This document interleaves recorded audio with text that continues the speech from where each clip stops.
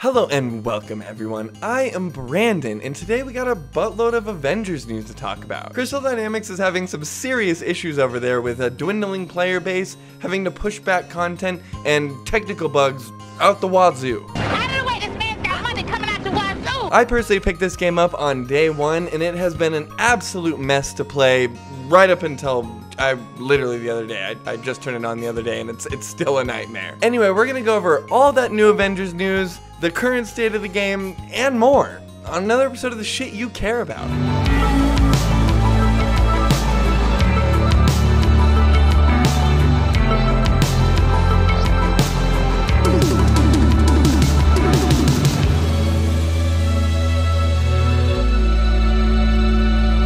Alright, so before we get into it, I just wanted to say really quick, please, if you like what I do, hit that like button, subscribe to the channel, maybe even ring that bell if you'd like to get notifications when I release new content.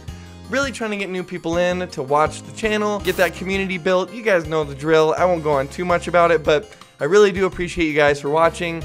Thank you from the bottom of my heart. I really do appreciate it. Anyway, moving on with the news. We got a bunch of Crystal Dynamics stuff to talk about. So, over on the Square Enix, or the official Avengers blog, I guess if you want to say, Crystal Dynamics has released an official game update blog post. Pretty much in this post, they apologize profusely for the state of the game up to this point, and for having to push content in the future. We'll get into that here in just a second. That all being said, along with their apology, they're also giving every player some free stuff, so make sure you log in before November 5th to grab those free credits and other crap that they're giving out to y'all. Moving on to the good stuff though, or rather bad stuff. Anyway, they start off the blog post with a look at what's coming over the next few months. They call these community-driven features. Pretty much just some updates they want to bring to the game in the short term, which includes Avengers Initiative ping system, so some sort of ping system, kind of like Apex Legends, I imagine. They're also looking to add a reassemble campaign replay, which I feel like is a little redundant.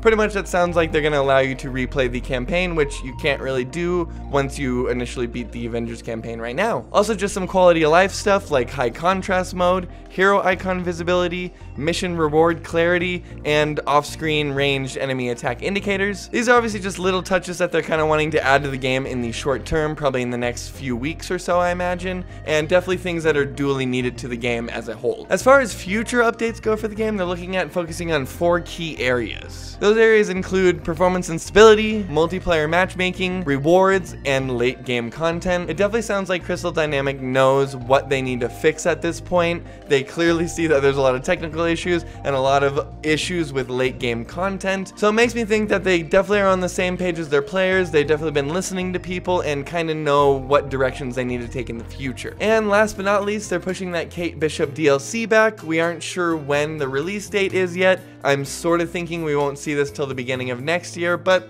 surprise me. In their words, they needed the time to allow for extensive testing to meet the high standards of the company and fans. So I'm definitely glad that they're taking the time to actually complete something before releasing it and then making you pay for it, sort of like they did when the game came out. I'll get into that. I'll get into that a little bit more at the end of the video. However, I'm a little bit skeptical that they're going to be able to pull this out of the gutter at this point, especially with not having any new DLC or really a lot of new features coming out till who knows when. This game's already in pretty big dismay, and they have a lot of work ahead of them to actually get it to a point where it's even playable. Despite all of those issues, the game was actually the highest selling game of September, surprisingly. We shouldn't chalk that all up to the game just being popular though. The name Marvel Avengers itself is going to bring in a lot of people just to buy the game based on that alone. As far as my information says though, even though it was the most sold game of September, it only sold around 60,000 copies,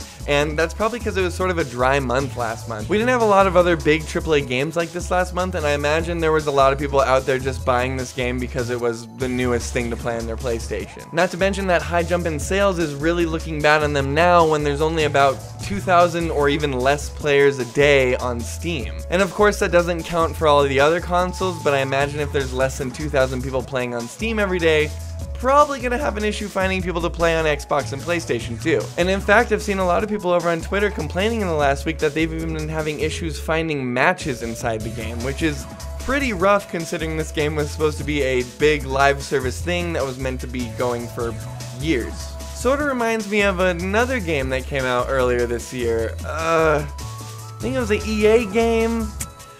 Man, I just can't put my finger on the name of the game, but it is almost the exact same story. It's very strange. With all that news, the next question really comes down to, is what Crystal Dynamics is doing right now gonna be able to save the Marvel Avengers? And in my opinion, I don't think so.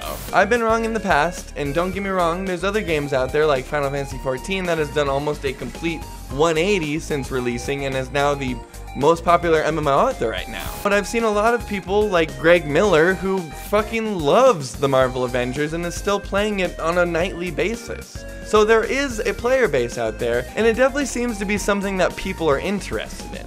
However, releasing a $60 title in this state is just honestly unforgivable in my opinion. Even though I sort of knew what I was getting into before I bought this game, kind of knowing that it wasn't going to be very good and I was going to be able to use it in content like this, there's a lot of people out there who buy games on a budget or only get so many games a year, and if they went to their parents and had them spend $60 on that one game they get a year and it happened to be Marvel Avengers, I would be fucking pissed. And frankly, I can't blame anyone for being upset when their game that they've spent that much money on is just completely and utterly broken. That's the biggest bummer to me, is that I really like Crystal Dynamics, and I feel like they just totally dropped the ball here. Because of COVID and investors, I'm sure that they sort of just had to push this out at a certain point. Like, you need to make money, I get it. That being said, coming from the people who made Tomb Raider, it's a pretty big bummer to see. Say what you will about the Tomb Raider series, they got some problems. They're not exactly as fluid as something like Uncharted, but those are really solid open world puzzle action games, and I personally really enjoy them. So it's a pretty big bummer when you see someone like Crystal Dynamics, who you look up to, and then they just totally drop the ball in this. I'll have to make a whole separate video about my feelings about the Avengers, because I'm realizing now that I have a lot of them and they are very strong. But overall, I enjoyed the Avengers. I think it's a fun game. It just has a lot of problems, and I don't think they're going to be able to pull themselves out of that hole. I suppose time will tell at this point, and we'll just have to see how they go about making this game better and see if anyone wants to come back in the first place. I do think because they have that Marvel Avengers name, they're bound to have people playing no matter what. But with next-gen consoles and stuff like Cyberpunk coming out a month from now, I almost imagine anyone who's playing Avengers right now is gonna forget about it in due time. Anyway, that's about all the Avengers news I have for you guys today. Hopefully I was able to cover all that new news that they dropped over on the Square Enix blog for you guys. If you have any more questions or comments, please let me know down below. Once again, like the video if you like what I do. Subscribe to the channel if you'd like to see more. Maybe ring that bell if you want some notifications, you know. Hit a brother up. Anyway, thanks for watching, everybody. I'm Brandon. This was the Shit You Care About episode on the Marvel Avengers delays. And yeah, have a kick-ass week.